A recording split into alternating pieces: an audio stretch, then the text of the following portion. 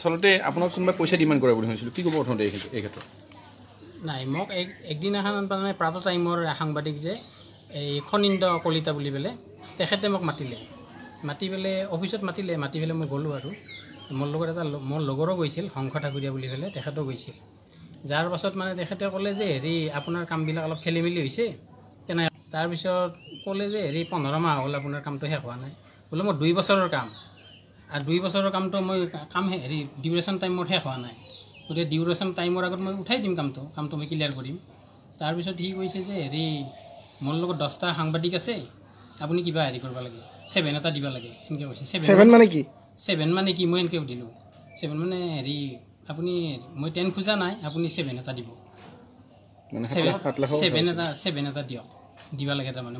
7 তো অকল লাখ বুলি কৈছিলে নে হাজাৰ তাৰপিছত মই সুধিলোঁ 7 মানে 7,000 নেকি মই এনেকৈ সুধিলোঁ 7,000 নহয় 7 লাখ তাৰপিছত মই ক'লোঁ যে মই এজ পাৰ এষ্টিমেটত কাম কৰি আছোঁ ডিপাৰ্টমেণ্টৰ মানুহ আনি চাওক তাৰপিছত মই এজ পাৰ এষ্টিমেটত কাম কৰি আছোঁ মই দিব নোৱাৰোঁ তেনেকৈ কৈছোঁ মই তেখেতক আপোনাৰ ক'ত কাম চলি আছে বৰ্তমান মোৰ এটা পেকেজ RIDF শিতানৰ কাম এটা চলি আছে 3টা ৰাস্তা ইটোৰ এটা বাগান কলঘৰ এটা জাৰাপাতা নাৰায়ণপুৰ জাৰাপাতা বাগান আৰু এটা ওপৰহালি বিজয়নগৰ আমি আচলতে এটা কথা আপোনাক সোধা নহ'ল যিটো সামাজিক মাধ্যমত যিটো ভাইৰেল হৈ আছে তালুকদাৰ উপাধিৰ ওপৰহালিৰ মানুহ আপুনি সেইগৰাকী হয় মই মন তালুকদাৰ মই আপুনি আপোনাক পইচা বিচাৰিছিলে তেনেকৈ আৰু যে আৰু কোনোবা সাংবাদিকৰ নামতো কৈছে কিমানজন সাংবাদিকৰ কথা কৈছে 10জন সাংবাদিক থকা বুলি কৈছে আপোনাক মাতি লৈ গৈছিলে নেকি আমাক মাতি লৈ গৈছিল তেখেতৰ অফিচক লাগি লৈ গৈছিল মাতি লৈ গৈ আপোনাৰ এইখিনি পইচা খুজিছিল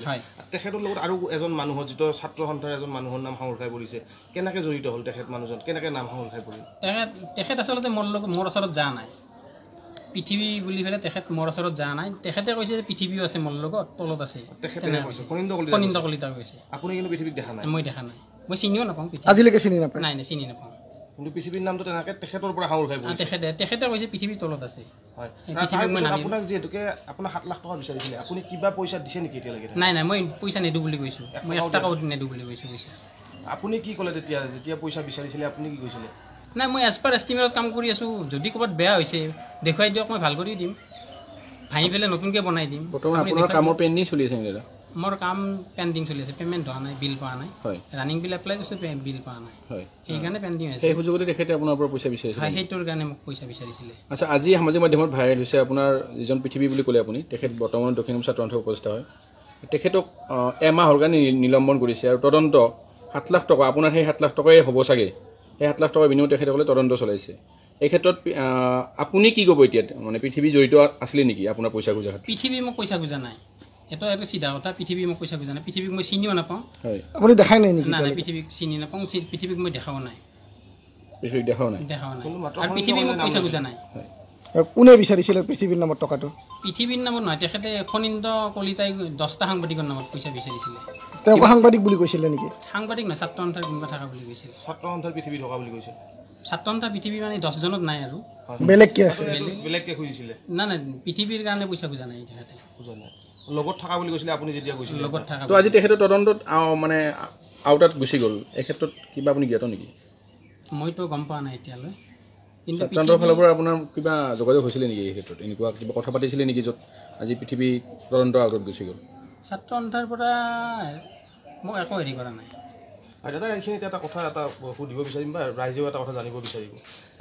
যিকোনো এটা কিবা এটা যদি আপোনাৰ ভুল দেখা পায় সেই ভুলটো দেখুৱালে সেই দেখুৱাই দি পেলাই হয়তো আপোনাক পইচা দাবী ধমকি এনেকুৱা কিবা এটা দিব পাৰে তো আপোনাৰ কিবা এটা ভুল থকা বুলি ভাবে নেকি আপুনি সেই সময়ত যিটোক লৈ পেলাই আপোনাৰ পইচা বিচাৰিছিলে আপোনাৰ কিবা ভুল আছিলে নেকি মোৰতো একো ভুল নাই